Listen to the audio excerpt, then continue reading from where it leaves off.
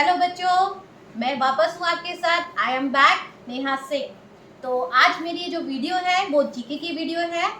तो आज मैंने जो टॉपिक लिया है बहुत ही छोटा लेकिन बहुत ही इंटरेस्टिंग टॉपिक लिया है, जो हर क्लास के हर लेवल के बच्चे के लिए बहुत इंपॉर्टेंट है और कॉम्पिटिटिव एग्जाम्स प्लस आपकी गवर्नमेंट जो एग्जाम्स होते हैं उसमें भी पूछा जाता है। तो मेरा पहला टॉपिक है आज का नेशनल फ्लैग। नेशनल फ्लैग बहुत ही सिंपल टॉपिक है, सभी जानते हैं, लेकिन उसमें बहुत सारी ऐसी बातें हैं जो आज हम यहाँ पर सीखेंगे। तो चलिए शुरू करते हैं। तो आप ऑलरेडी देख रहे हैं कि यहाँ पर मैंने एक नेशनल फ्लैग बनाया है। ये नेशनल फ्लैग को हम अपना तिरंगा भी कहते हैं। नेशनल फ्लैग को तिरंगे के नाम से भी जाना जाता है। नेशनल फ्लैग को ट्राई कलर फ्लैग भी कहा जाता है। ट्राई कलर फ्लैग का मतलब होता है 3 रंगों से बना हुआ एक झंडा, इसलिए इसको ट्राई कलर का नाम दिया गया है। ट्राई कलर में मेनली हम लोगों के 3 कलर होते हैं। सैफ्रॉन, जो सबसे ऊपर देख रहे हैं, जिसे नारंगी रंग भी कहा जाता है, व्हाइट सफेद और ग्रीन आपका हरा। बीच में आप यहाँ पे एक सर्कल भी देख रहे हैं जिसे चक्र भी कहा जाता है। तो पहले कलर्स की बात करते हैं। अब इम्पोर्टेंट बात ये है कि जब नेशनल फ्लैग बना तो नेशनल फ्लैग में ये 3 कलर ही क्यों लिए गए? और भी बहुत सारे कलर थे, उनको ना लेने का क्या रीजन था? तो यहाँ पर एक बहुत इंपॉर्टेंट बात हमें पता लगती है कि जो नेशनल फ्लैग के जो 3 कलर लिए, ये तीनों कलर आपको अलग अलग बातों को इंट्रोड्यूस करते हैं। जैसे सैफ्रॉन कलर है, सैफ्रॉन कलर आपको बताता है करेज और सेक्रीफाइस से, मतलब आपकी जो हमारे स्वतंत्रता सेनानी थे, जो हमें आज़ादी मिली, वो किसी एक की वजह से नहीं मिली थी, वो बहुत सारे लोगों के बलिदानों से मिली थी, उनके त्याग से मिली थी। जो हमारा ऑरेंज कलर, यहाँ पे ऑरेंज नहीं सैफ्रॉन कलर आपको बताता है करेज और सेक्रीफाइस को। उसके बाद हमारा दूसरा नंबर आता है यहाँ पर व्हाइट। व्हाइट आपको पता है कि भारत एक बहुत ही शांत प्रिय देश है। हम लोग किसी से इतनी आसानी से झगड़ते नहीं है, लेकिन हाँ, कोई अगर हम पर युद्ध करे या किसी तरह से हमारे देश को परेशान करे तो हम छोड़ते भी नहीं है। इसी बात के लिए यहाँ पर व्हाइट रंग दिया गया है। जो व्हाइट कलर आपको बताता है पीस, यूनिटी और ट्रुथ को। बहुत इंपॉर्टेंट क्वेश्चन है, कई बार पूछा भी जाता है कि जो आपकी यूनिटी है वो आपका कौन सा ऐसा कलर है जो आपको यूनिटी बताता है, तो उसका करेक्ट आंसर होगा व्हाइट कलर। उसके बाद आता है ग्रीन कलर। जो आपने यहाँ पे ग्रीन कलर लिया है, ग्रीन कलर का मतलब होता है फर्टिलिटी। फर्टिलिटी का मतलब कि भारत शुरू से ही एक कृषि प्रधान देश रहा है। यहाँ पर बाकी देशों के देखते हुए बहुत अलग तरह की और बहुत सारी कृषि की जाती है। आज हमारा देश जो है बहुत तरीके से कृषि पर निर्भर भी है, तो उसी को दर्शाते हुए यहाँ पर ग्रीन कलर लिया गया है। तो होपफुली आपको समझ में आया होगा कि सैफ्रॉन, व्हाइट और ग्रीन कलर लेने का क्या रीजन है। अब बात करते हैं कि इसके बीच में, व्हाइट कलर के बीच में एक यहाँ पर एक चक्र बना हुआ है। आप देख रहे हैं चक्र बना हुआ है जो नेवी ब्लू कलर का होता है। बहुत बार बच्चे कंफ्यूज हो जाते हैं कि ये नेवी ब्लू है या ब्लैक है, लेकिन आपको कंफ्यूज बिल्कुल नहीं होना है। ये नेवी ब्लू कलर है।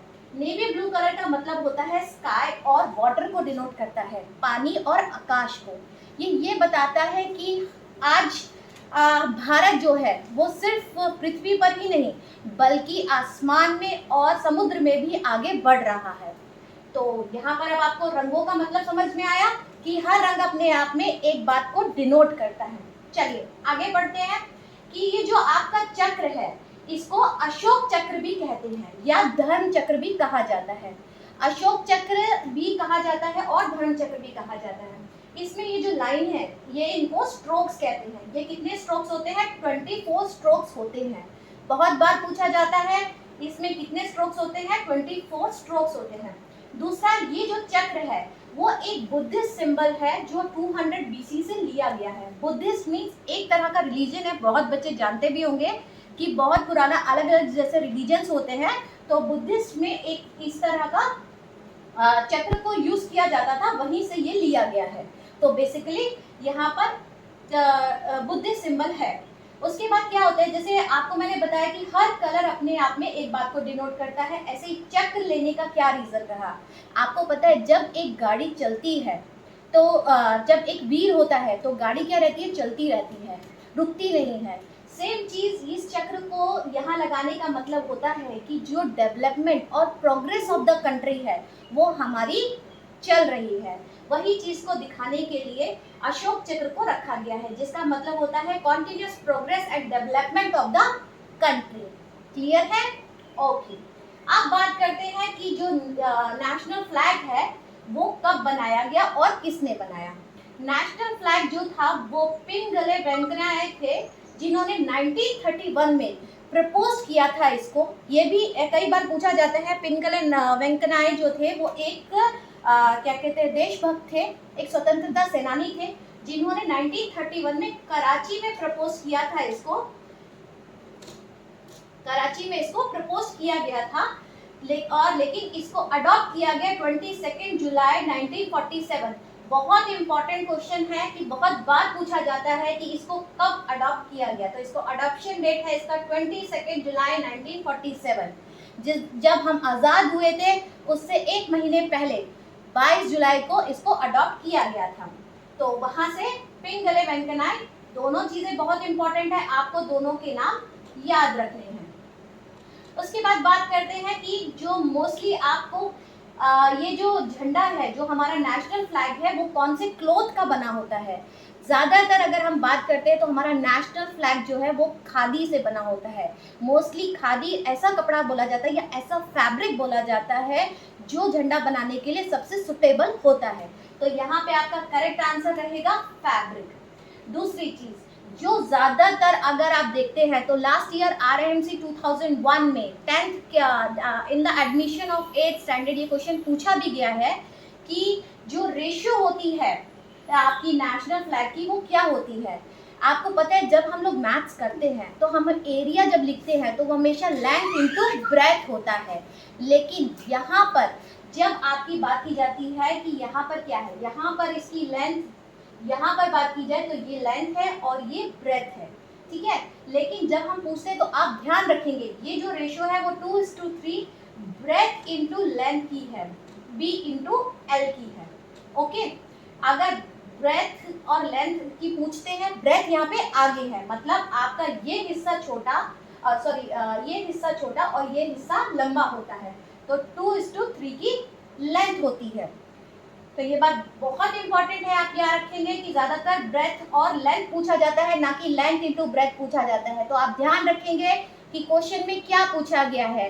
लेंथ आगे पूछी गई है तो 3:2 होगा और ब्रेथ पूछी गई है तो 2:3 होगा। उसके बाद अगला क्वेश्चन पे हम लोग आते हैं कि अगला क्वेश्चन हमें बोलता है कि जो पहला नेशनल फ्लैग था वो कहाँ पर फहराया गया था। तो इसका करेक्ट आंसर है कि जो पहला नेशनल फ्लैग था वो 7 अगस्त 1906 में कोलकाता में फहराया गया था। वहाँ पर एक पारसी गार्डन है, ग्रीन गार्डन, वहाँ पर ये बोगन में वहाँ पर ये फहराया गया था। उसके बाद एक बहुत बड़ी बात हुई 2004 में कि 2004 से पहले ये किसी की भी फंडामेंटल राइट में हमारे इंक्लूड नहीं था कि नेशनल फ्लैग कोई भी इंडियन फहरा सके। इसे फहराने का काम कुछ उच्च अधिकारियों का ही था। लेकिन 2004 के बाद 2004 में एक आर्टिकल पास हुआ 19(1)A, बहुत इंपॉर्टेंट है। 19(1)A आर्टिकल में मॉडिफिकेशन किया गया और उसके बाद ये कहा गया कि जो भी इंडिया का सिटीजन है वो अपनी मर्जी से नेशनल फ्लैग को एक कहीं पर भी फहराया जा सकता है। तो यहाँ पर बहुत इंपॉर्टेंट है कि ये नेशनल फ्लैग में कब इंक्लूड हुआ, ये 2004 में इंक्लूड हुआ है। और इतना बड़ा जो डिसीजन आया था वो डिसीजन देने वाले उस टाइम में बाय चीफ जस्टिस BN खेरे थे। ये बहुत इंपॉर्टेंट नाम है और बहुत सारे कॉम्पिटिटिव एग्जाम्स में पूछा भी जाता है कि BN खेरे जो थे ये आपके चीफ जस्टिस थे 2004 में, जिनके द्वारा ये आर्टिकल पास किया गया। तो बहुत इंपॉर्टेंट क्वेश्चंस आज हम लोगों ने डिस्कस किए हैं इसके बारे में। तो होपफुली आपको सारी बातें समझ में आई होंगी नेशनल फ्लैग के बारे में। और ये बहुत ही लास्ट ईयर के इम्पॉर्टेंट क्वेश्चंस हैं जो बार बार पूछे जाते हैं। होपफुली आप इस वीडियो को ध्यान से देखेंगे और मेरी वर्कशीट जो 4 मल्टीपल टाइप क्वेश्चंस की वर्कशीट है वो करना नहीं भूलेंगे। आपको वर्कशीट नीचे डिस्क्रिप्शन बॉक्स में मिलेगी। और प्लीज़ मुझे लाइक, सब्सक्राइब और कमेंट करना बिल्कुल नहीं भूलेंगे। और जल्दी ही मिलेंगे हम नेक्स्ट वीडियो में। Okay, bye bye, thank you.